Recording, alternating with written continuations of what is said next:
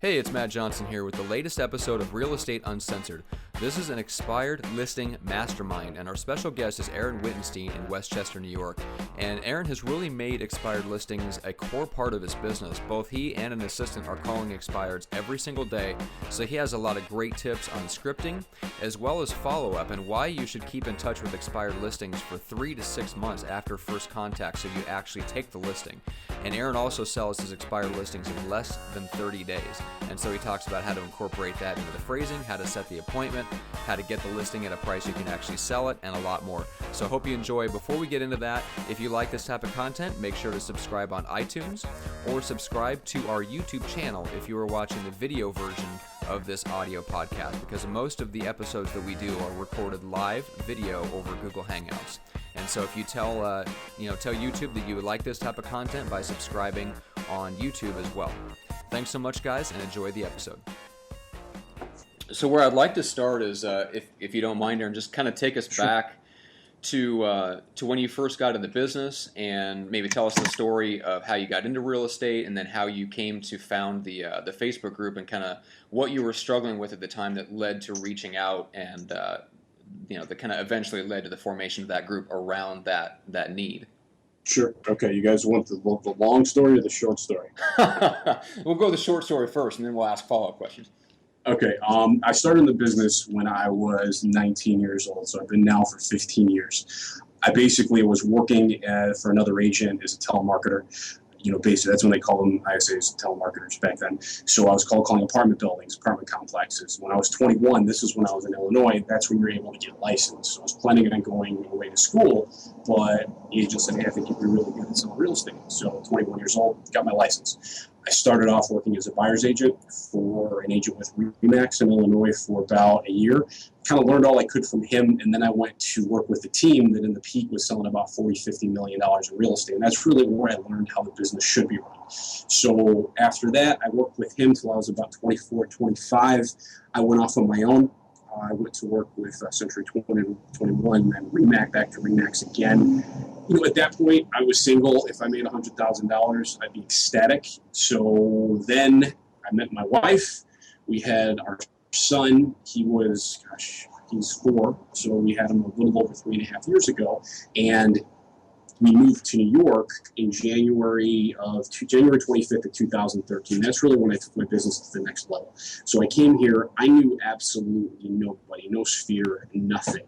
So after the first year, when I kind of was really learning how to figure out how the business is a totally different animal, I realized that the best thing to go after is expireds. I just threw enough stuff against the wall until it stuck. So I started calling expireds. Absolutely no results for about 3 months. Then month 3, I took 8 listings, which in my market, that's very good. You've got a lot of agents here, not a lot of properties that sell. And in my first year on my own, last year, I did about $10 million in business. This year, I should double it. We should do about 20 to 22. And I really didn't work for the first 3 months because we had twins. So I've got a 3.5-year-old and 5-month-old twins right now. Nice. And I wish I could say that the Facebook page was an ingenious idea. My kid was up sick as a dog at like 3 o'clock in the morning. And I thought to myself, I'm like, it'd be really cool if we could go to a place to have lead generation lead scripting partners. So I came up with, I need a lead gen partner. Then I was like, well, pretty cool if we could go on there and it'd be like Jeopardy. You ask an objection and someone responds. I put it up there. 3 days later, I got 1,000 people. Then a week later, we got 2,000. And now we've got almost 13,000 people. So it's awesome. It's been an amazing experience. Aaron, the funny thing is I always find that all the great things, a lot of the major business breakthroughs and, things like your Facebook page, they happen out of necessity. You're sitting up one night, you're doing something with your kids sick or something like that, and all of a sudden, bingo, something amazing gets created. That's awesome. Yeah, it was, I had no idea. And it's just, people, I think it was the right thing at the right time almost, because It is. You know, there's so many people out there that are, you can go download a script, you can go read a script from a big trainer, you can go back and talk to some of the major coaches. But look at today's day and age, the Gen X, Gen Y, the millennials, all of the younger versions, they're always on the go. They're always doing something. And to have the ability to get instant gratification and get a question answered real time, I think is probably one of the most impactful and powerful things that I've heard of in a long period of time, because it answers a need that people have right now. Oh yeah, I was on a listing consultation once, and I remember they had an objection, and I told the people, I'm like, they're like, we need to think about it. So I go, okay, why don't I go ahead and step outside, and you guys can take a moment. So I just got up, and they're like, no, we'll go upstairs. While I'm there, I posted one of the objections on the page, and within 3 minutes, I got like 10 more that come in. It's really kind of cool. That is awesome. That is awesome.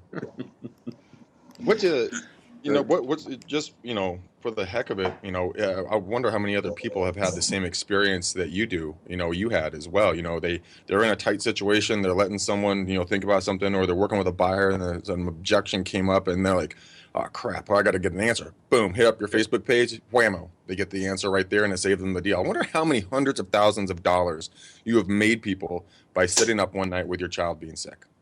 I don't want to think that, because then I'm going to think I should get 10%, and then I'm going to Why 10, man? We need at least 25. It's a standard referral fee.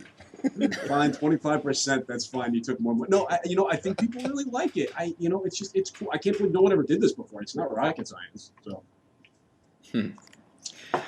Yeah, that is awesome, and it's nice when things grow organically like that. It's I guess evidence that you basically just hit such an unmet need out there for people, because it's such a big thing. I mean, I'm sure you can, with your background coming from, real estate, being a young guy, it's hard to know what to say. It's one of the very first questions I think people probably ask when they get into the business and realize that they don't know what they're doing, is they don't know what to say. They just flat out don't understand what are the scripts that are going to persuade people to do what they want to do. So tell me a little bit, Aaron, about what's it like in your area. I mean, you mentioned that you kind of threw a bunch of stuff against the wall, and the expired seemed to work better for you. So, I mean, are you still running with that? Is that like the cornerstone, or have you moved on to other things that are working? Right now I moved to New York. So in New York, everybody's short, sweet, boom. When you get on the phones, people will tell 4-letter words. I've been threatened murder, you name it. So and keep in mind, I'm the Midwest guy. I came from Illinois. So it's a different animal out here, because people are very short. So what's going on right now, expireds have been an amazing part of our business. This year we've taken 32 listings, and I believe 70% of them have been expireds. Wow. But what's going on right now, and keep in mind, our price point is a little higher here, so we don't do as much volume. But what's been going on is there's not much inventory, and people all gravitate to the expireds. So we've been kind of moving on right now. We're doing expireds. I've got an ISA who calls all the expireds for me. We're also going into for sale by owners, probate listings, and agent referrals. So those are pretty much our 4 main pillars of business right now. Now, tell me a little bit about your marketplace, Aaron, because out here on the West Coast, here in the San Francisco East Bay, where I'm located, we're about $1.2 million to $1.5 million is kind of our medium price points. Are you somewhere in that ballpark as well? I think right now my price point right now is $5.25. I would say the median price range for the area is probably mid 700s. Okay. And the funny thing is, Aaron, and I would love to get your opinion on this, is that a lot of people, when I'm talking to them, through the Real Estate Uncensored and some other stuff that we've been doing, they always tell me, hey, Greg, well, I want to do door knocking, I want to do cold calling, but, I don't know what to say, and I don't know if high-end marketplaces I can prospect into. And since you're working in a higher end market, I work in a higher end market, how do you combat that when you're asked that question? Oh, it doesn't bother me. I don't door knock, because I think seriously people would shoot me if I door knocked here. But I really think that, I'm scared to door knock. But, when it comes to phone calling, it doesn't matter. High end, low end, it makes no difference. They all didn't sell successfully, and they need something to do it. And I think the thing is, you just got to go out there. I don't know what to say half the time, but you go out there, you just go out and you mess up and you learn. And every time, there's only what, maybe 10 objections out there, and you just got to learn how to cover them in 3 different ways. And you're not going to get it right. You're going to mess it up really bad, and then you're going to mess it up less and less, and then you're going to be average, and you're going to be slightly above average, and then you're going to be pretty good. That's it. But you got to do it. Without doing it, you're not going to win. That is so true. I tell people all the time, they're like, well, Greg, I'm so afraid of going out, and what if I mess it up? I'm like, you are going to trip and fall and land on your face, but that is okay.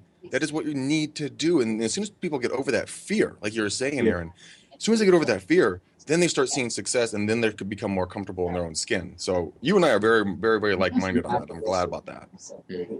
One thing that I heard that was really cool from a buddy of mine, Mark Martin, I can't say this eloquently as he does, but if you take the amount of contacts that it takes to get a yes, and you divide that by the amount of commission you make, you can actually equal out the amount of money per no that you get. And I think we figured it out for like every no to me is worth like $287 or something like that. So it's a really cool way to look at it. It's like, all right, cool, man, you just made me $287 on to the next. So That's awesome. That is awesome.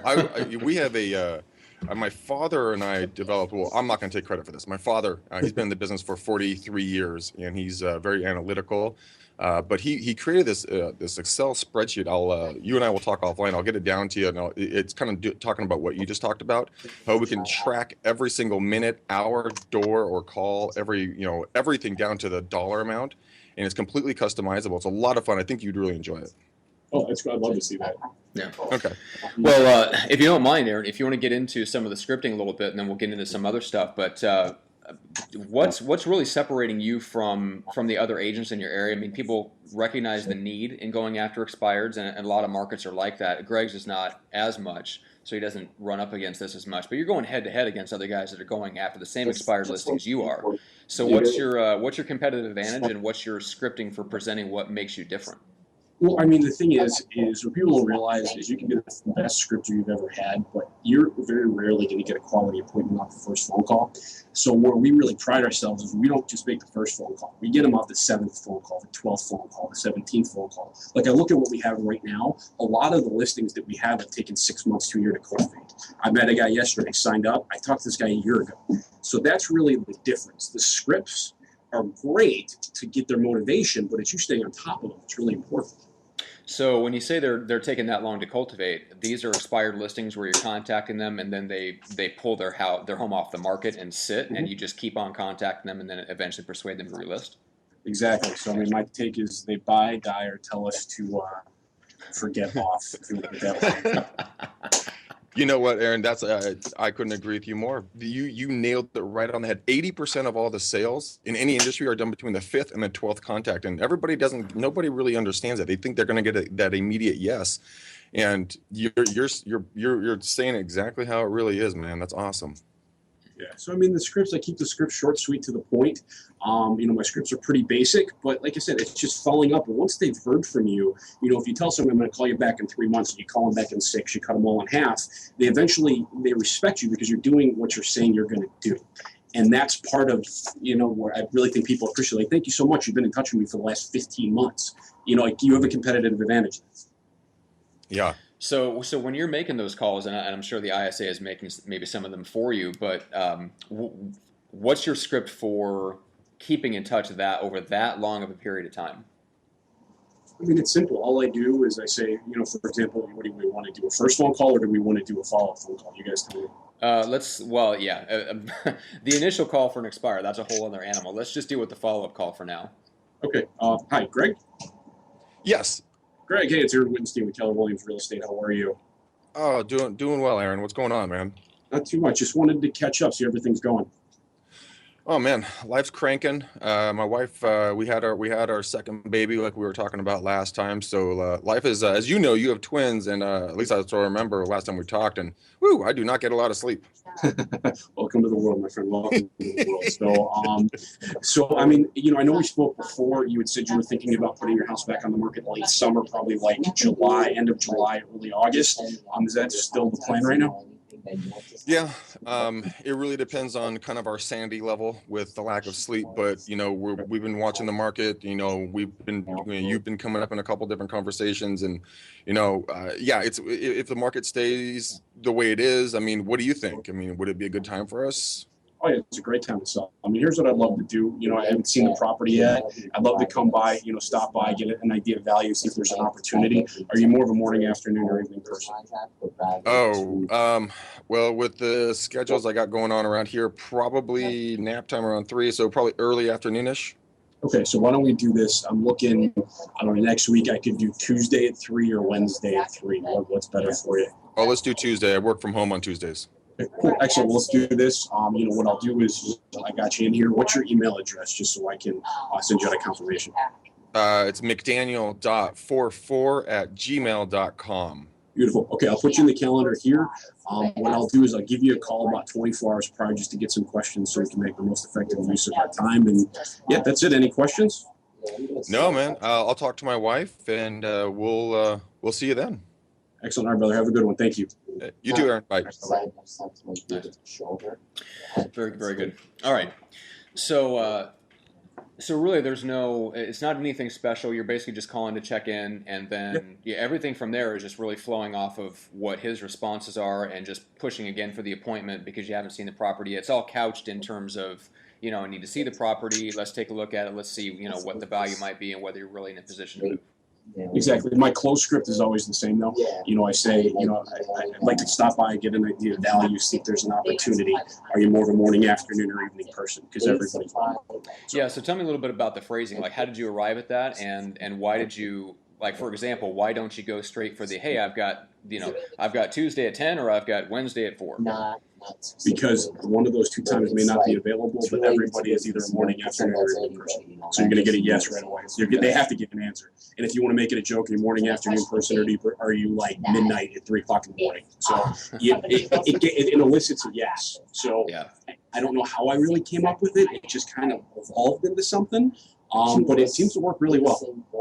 Yeah, I like it. Yeah, because it's like you said, it's more of a much more likely to get a yes, a soft yes, and then you can move them on to something else rather than going straight for a timing, which is tends to get you more, I would think, pushback. Exactly. And my goal, It's also non-traditional. You know, a lot of people are conditioned to, you know, they're waiting to hear that canned script of, well, does this time, this day at this time, or this day at this time work? But you gave them the ability to choose their own without pinning them in, which makes them feel a little bit more freer. I have found. Yeah, and I think it's a passive close. And like I said, it works very well. And I usually always try and guide them to an afternoon appointment anyway. That's always my intention. Yeah, because you're prospecting in the morning. Yeah, prospecting in the morning. I like to be home by 5 every day, and I don't like working weekends. So I really try to shoot for appointments around 1 or 2 o'clock in the afternoon. Nice. Cool. Do you want to talk a little bit about the initial call for expireds, either for yourself or from the ISA's point of view? Sure. Yeah, no, we use the same script. So, all right, Greg. Hi, is this Greg? Yeah, this is Greg. Greg, Aaron Wittenstein, Keller Williams Real Estate. How are you? Hey, Aaron, what's going on? Oh, not too much. I was actually calling about your property on 123 Smith Street. Yeah, what's going on? What can I help you with? Well, I actually noticed the home recently expired from multiple listing service. Yeah, we've been getting a few phone calls today. We seem to be in the popular kids in school. How many phone calls have you gotten? I think we stopped counting at 15. Yeah, what your agent forgets to tell you is if the house doesn't sell, you're going to get called by 137 agents. So I suggest just turning your phone off for the next day. That's probably the easiest way to go about it. My wife is at that level. She's about ready to pull my hair out instead of hers. So I will take that into advice. We're going to put it on the ringer and no ringer. I just turn it off, man. It's not going to stop. But I mean, are you still thinking about making a move? Man, if that makes the phone stop ringing, yes. Okay. But, you know, we've been living in this fishbowl of a home. You know, our last agent, you know, they just couldn't get their act together. They never gave us feedback. It really, you know, it left a bad taste in our mouth. So I don't know what we're going to do. You know, I don't know. We'd like to, though, if we could. Okay. So from what I'm hearing is you didn't get the activity you wanted. You didn't hear from your agent. You're frustrated. Is that right? Yeah, very frustrated. And, you know, we don't buy or sell real estate all the time. So we don't really know what to know, what not to know, what to expect. It's just, you know, every agent is so rude sometimes, you know, it gets very frustrating. Sure. No, I can understand. It's frustrating, and selling a home in general is very, very, very stressful. So, now are you living in the home or is it vacant right now? Oh no, we're living here. That's what makes it even more exciting is when every agent pops by or calls us or shows up showing or whatever else. Yeah, we're living here. Sure, sure. Now, where are you planning on making a move to? We, but we were trying to, stay in the area. We're just trying to get a little bit bigger of a house. But it's first we got to get, sell this thing. But I don't know. So you want something a little bit bigger? I'm sorry. Say it. What was that again? I said you want something a little bit bigger. Yeah, a little bit bigger. I mean, we're in about 3,000 right now. We're looking about 4,500. It's spread out. We have 3 kids, so we need a little bit more room. Sure, no, understood. I mean, it sounds like there's some interest in making a move. What I'd love to do, my team, we actually specialize in homes that have been on the market for extended periods of time without selling. This year, the average home we took was on the market 176 days prior to us listing it. And our date to contract has been under 28 days. So, I'd love to stop by, take a look at the property, see if there's an opportunity. Are you more of a morning, afternoon, or evening person? I am, let's see, work schedules. My wife and I probably early evening, 5-ish, give or take. Okay. What would be, do you think, the earliest? You think a 4 o'clock would be a stretch? Yeah, it'd be a stretch. We'd probably need to push it to 4:30-ish. All right, let's do this. Okay, 4:30. You want to meet tomorrow, or I'm looking tomorrow or Thursday? I'm open right now.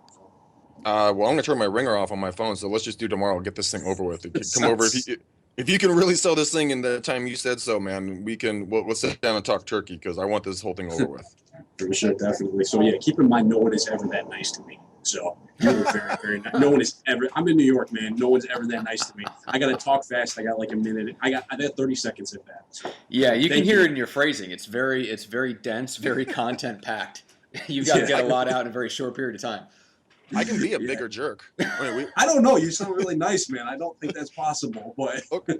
I'm going to turn on my jerk mode. If you want to do a jerk. All right. You want to beat me up? All right. All right. Gloves off. Bare knuckle fighting. Let's go. Okay. All right. This is funny because I'm looking at you right now with a picture on your Real Estate Uncensored page, and I see you smiling. So I got to close that. So, okay. Hi, is this Greg? Yeah, who's this? Greg, Aaron Wittenstein, Keller Williams Real Estate. How are you? Dude, are you kidding me? You are the 17th person calling me. What is with you real estate agents? You guys always got to call. I just took my home off the market. What is it? You guys can't read? 17th phone call you've gotten? 17. You're my 18th. What do you want?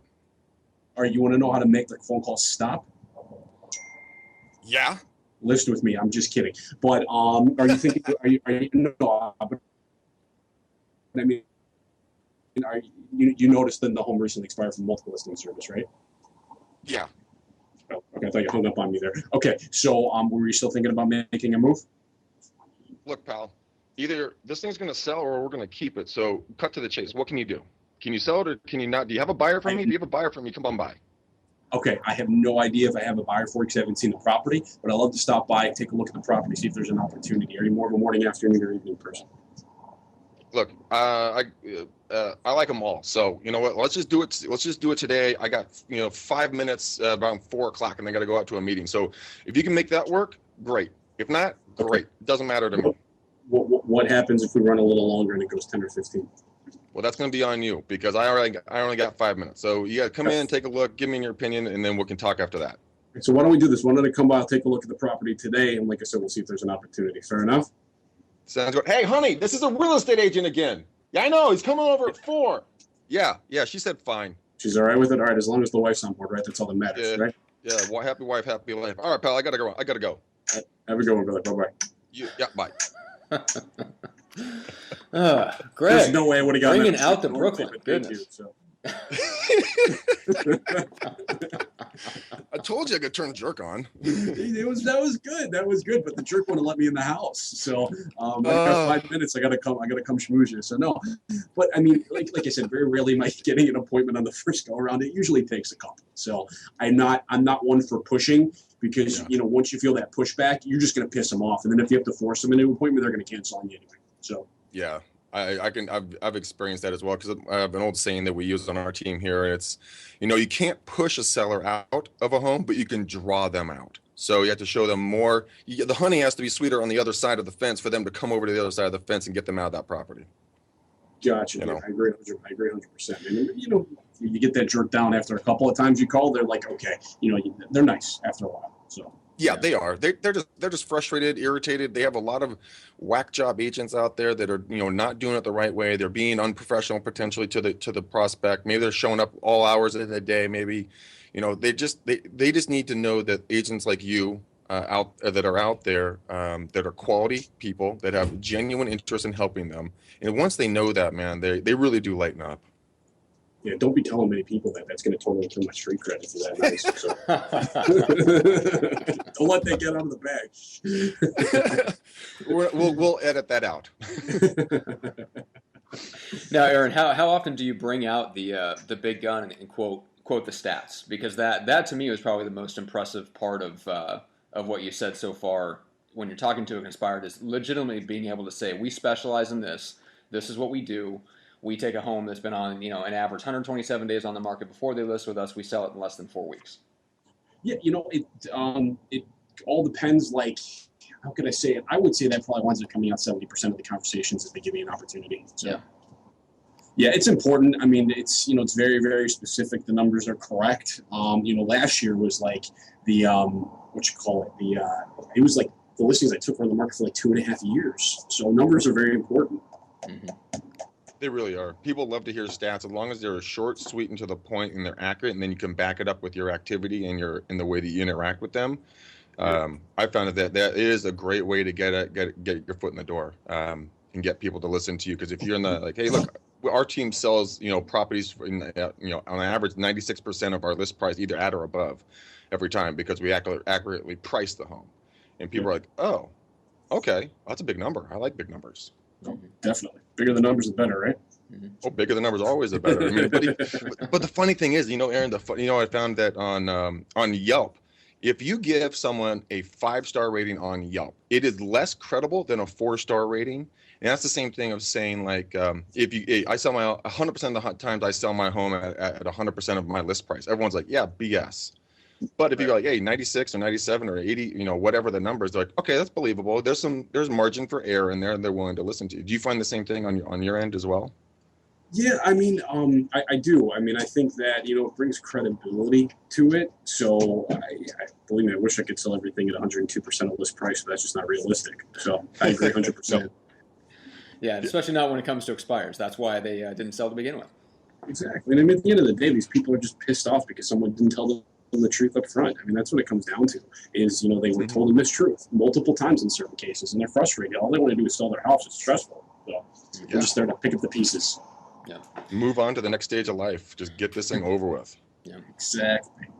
Well, let's skip ahead a little bit, and so let's say you've got the appointment, you've done your, even if it's an abbreviated form of a listing presentation, if you've got legitimately 5-10 minutes with an expired. So what are the objections that come up, kind of at the last minute with an expired, and how are you dealing with them to actually get them to close and list with you? I mean, I think the one thing that we get most often is, they really think about it because I kind of do things a little different. I don't call them a listing presentation. I do a consultation with them. I just go there and have a conversation with these people because it doesn't work. I'm not a PowerPoint guy. I remember I brought a PowerPoint here on my first presentation. They looked at me like I had 3 eyes. So I go there, I have a conversation. Usually I try and be in and out in less than a half an hour. Nice. And the most common one that we get, we try to alleviate them because what winds up happening is you get so many because you haven't pre-qualified the appointments. And that's something that I got away from over the last couple of months, and it really set me back. And I was only going there and I wasn't meeting with both decision makers. So I think as long as you're meeting with both decision makers and you do have a quality conversation, you build that trust, it's not difficult to get them to sign with you. Well, let's tell me a little bit about that, because Greg made it easy on you with the last couple of role play calls by volunteering that his wife was just going to guaranteed to be there. What's a good script for nailing that down and actually pre-qualifying the appointment correctly? I've got a question that's like, I don't have it in front of me, actually, just putting in them off that there's like 20 questions, that I ask. A couple of the most important questions that I'll ask is, Greg, will you tell me about your home? Sure. Yeah, it's a 4-bed, 2-bath, around 2,000 square feet, sitting on, I think, about 1/3 of an acre. We remodeled it last year, in the kitchen, but the bathroom still needs some work. Okay. Now, see, based on that, I'm going to have a better idea of your personality type. You're more of an S or a C personality. Let's say that you start answering it like, "Oh my God, this is where I raised my family. I've been here for 15 years. I love it." You're more of an I. If you're like, "What do you want to know?" Then you're a D. So then you can really kind of tailor make what you need to bring with on the listing consultation.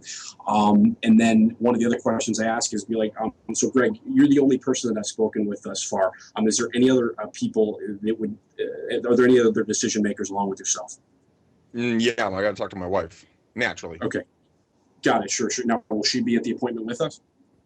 She can make it home from work. She will be, but yeah, hopefully I'll try to make it work with her.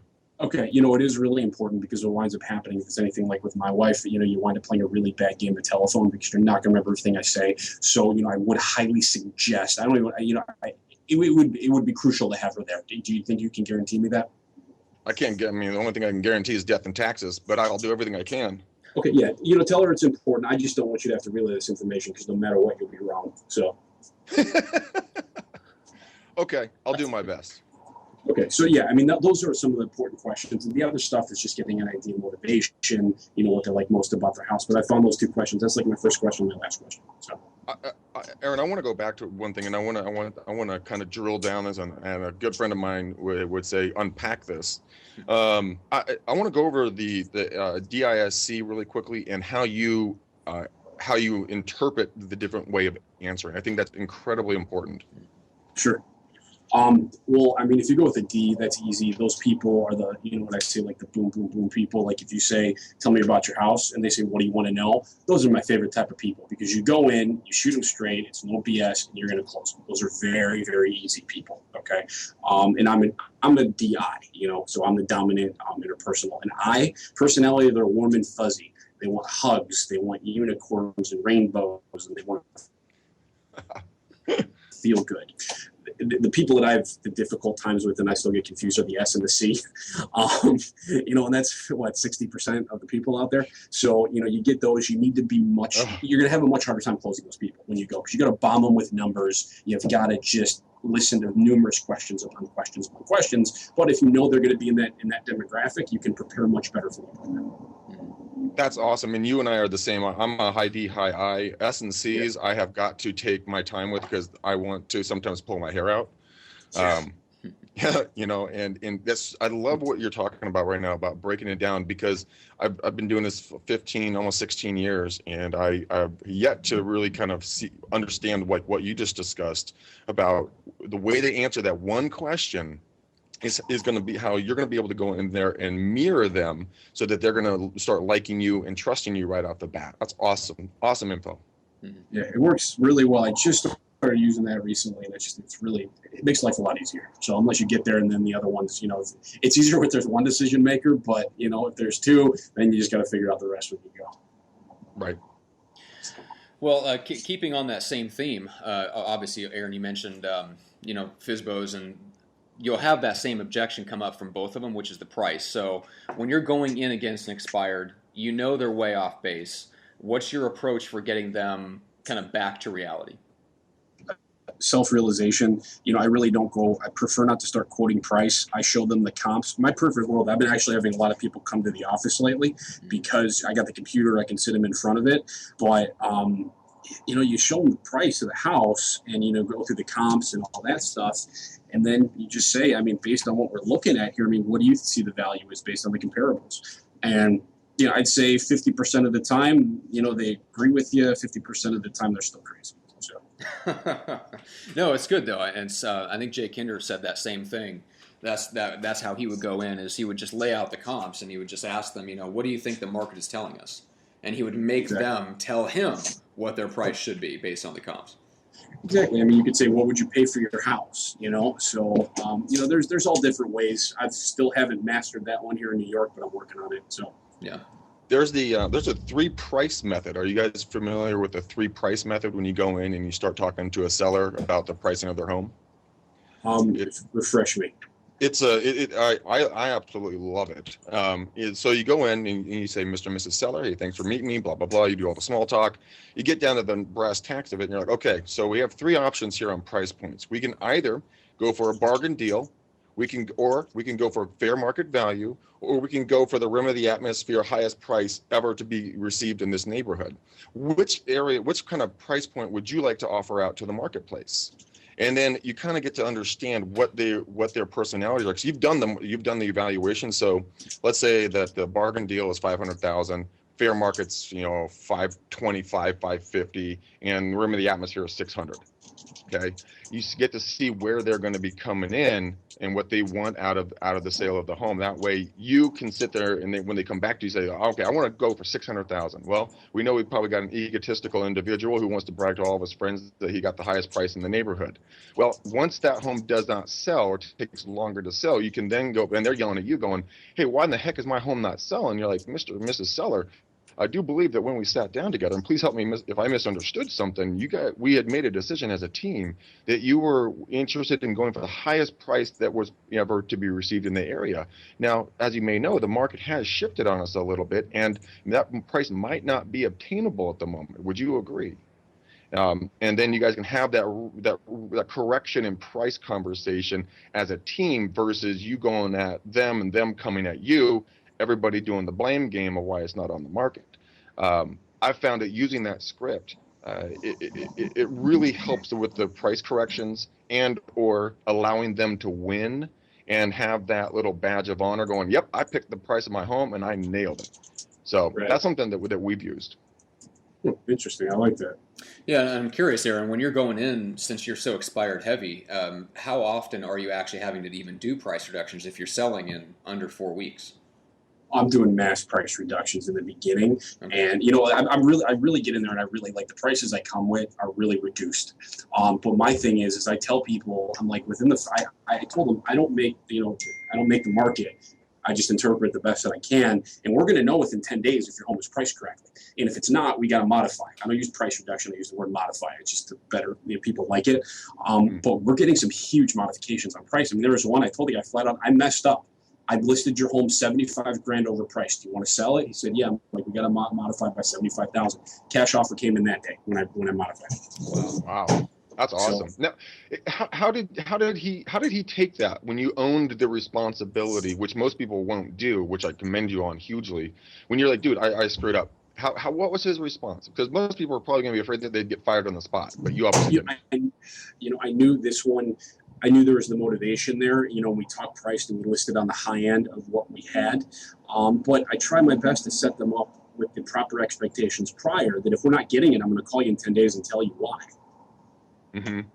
So that's good. That's awesome. And otherwise, we get, if it doesn't sell, it needs to be modified. We only can do so much. So. So do you ever put it in your listing agreement, hey, if we don't get our price, we don't have an offer, or at least a showing every day in 14 days, we'll come back together as a team and we'll reorganize and take another look at the market and, do a price correction? Do you ever build that into your listing agreements? I haven't, but I think I'm going to start. I got away from it. Actually, one thing, there's an agent out here that does a really good job. He does that, but he also adds, whenever you do price modification, the listing agreement extends by 30 days. So I think that's a really good idea. I just never put it in there. I should do it. I love that extension in there. That's cool. We'll add that into ours. Yeah, it's a cool idea. Yeah, it is. Well, cool. Well, we covered a lot of ground. I know that Greg has to run here in a few minutes, so I want to make sure that we wrap up and honor both your guys' time. Aaron, is there anything that you want to say to somebody that is thinking about getting into going after expired, since it's such a great source of now business or listing business? Like, what's the first step somebody needs to take to kind of start attacking that market? Pick up the phone. Seriously. No, seriously. That's what people, you got to find the source, whether it's Vulcan 7, Land Voice, those are two of the best ones. And then you just got to pick up the phone, and you're not going to be very good, and you're probably not going to be very good for a while. But if you do it consistently, you're beating everybody else, and you're going to learn, and you just will not be as bad as you were the day before. Yeah. I think that's where people fall down the most. Even people that do make the determination to start going after expireds, is they make one call, and every morning it's just you call the new ones, and they don't keep after them like you have. Yeah, exactly. It's not rocket science. It's consistency. You don't even really know what you have to say. You just have to be more. You don't have to be better than anybody. You just have to be more consistent than everybody.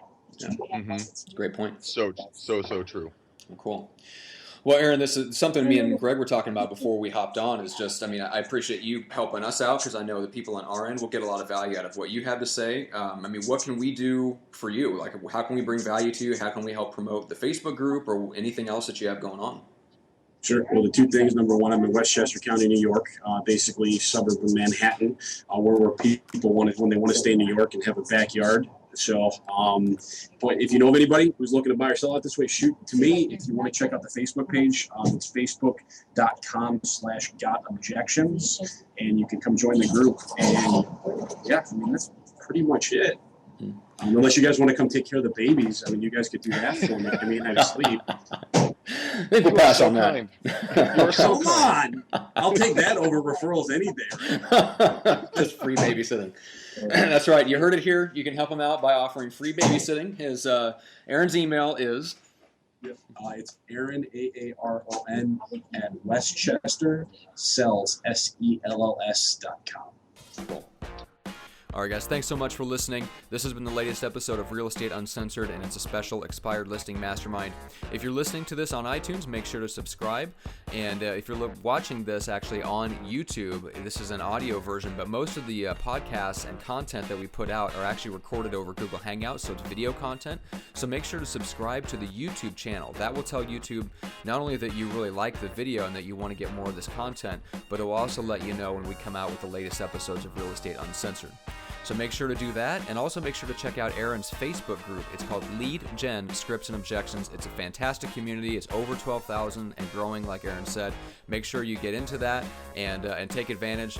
Post some questions or just follow the content. You'll get a lot of your questions answered just by watching what other people post there and interacting with the community there. Thanks again. We appreciate it, and we'll see you on the next episode of Real Estate Uncensored.